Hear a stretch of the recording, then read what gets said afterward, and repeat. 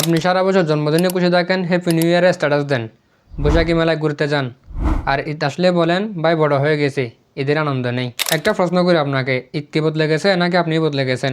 একটু ভেবে দেখুন তো, ঈদ তো আগের মতো আছে, সে খুশি, সে আনন্দ, সে ভালোবাসা। কিন্তু আমরা আমরা নিজেরা নিজেদেরকে বদলে ফেলেছি। সারা বছর যত দুঃখ, যত কষ্ট, যত চাপ আমরা বয়ে বেড়াই, আর ঈদের দিনেও আমরা সেটাকে আঁকড়ে ধরে থাকি। কেন ভাই? ঈদ কি দুঃখ করার দিন? ঈদ হচ্ছে খুশি ভাগাভাগি করার দিন। বিশেষ করে এই রমজানের ঈদ, এক মাস রোজা রাখার পর আল্লাহর পক্ষ থেকে অনেক বড় একটা পুরস্কার পাওয়ার মতো। আমার মনে হয় কি, সব দুঃখ কষ্ট এক পাশে রেখে ঈদকে আমাদের উদযাপন করা উচিত।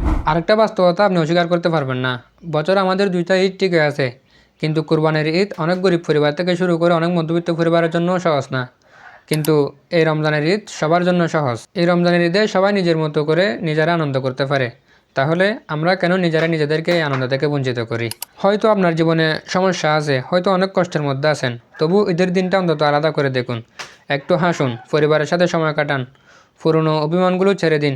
কারণ কখনো কখনো আপনার একটা হাসি অন্য কারো ঈদকেই সুন্দর করে দেয়। মনে রাখবেন, ঈদের আনন্দ বাইরে কোথাও না, ঈদের আনন্দ আপনার ভেতরে আছে।